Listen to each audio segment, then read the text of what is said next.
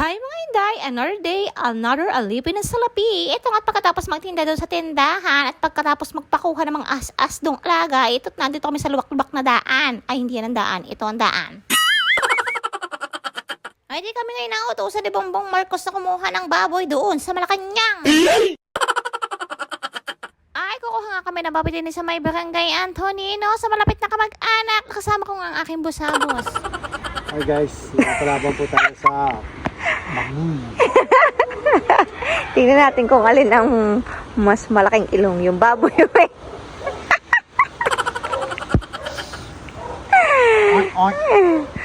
Ay, di isasabit na nga di yan iyang timbangan at kukunin doon sa koral ang mga baboy na titimbangin.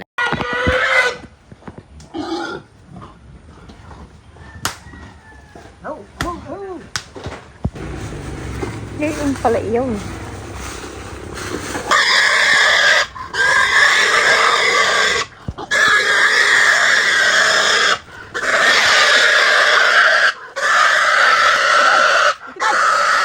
Natimbang ng unang baboy na tumitimbang ng 85. Isasakay na nga yung isa doon sa kulong-kulong. Bali, ang sakay nga doon ay dalawa. Tigalawa din eh.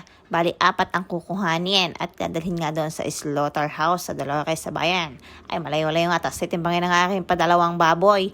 Talagang naalala ko nung ako'y bata pa. Pagkagay ang nangangalirit ang baboy. Pag yung kinakatay. Ay, ako'y takot at ako. At dahil nga na si Chong ay wala at umalis, ay di kami nakasama ng tatay pagkuha ng baboy. Sa madaling sabay, di hindi marunong ari si Jowa. Kahit pagtapik ng puwet ay hindi pumapik. Ay, alam lang na tapikin ay puwet ko eh. Ay, buti na lang at ay tinulungan ng Kuya Jewel. Tsaka niya si Kuya, ikaw si tatay lang. At tsaka si Jowa, ang magkatulong din ay nakaw. Ay, baka inabutan na siyam-siyam.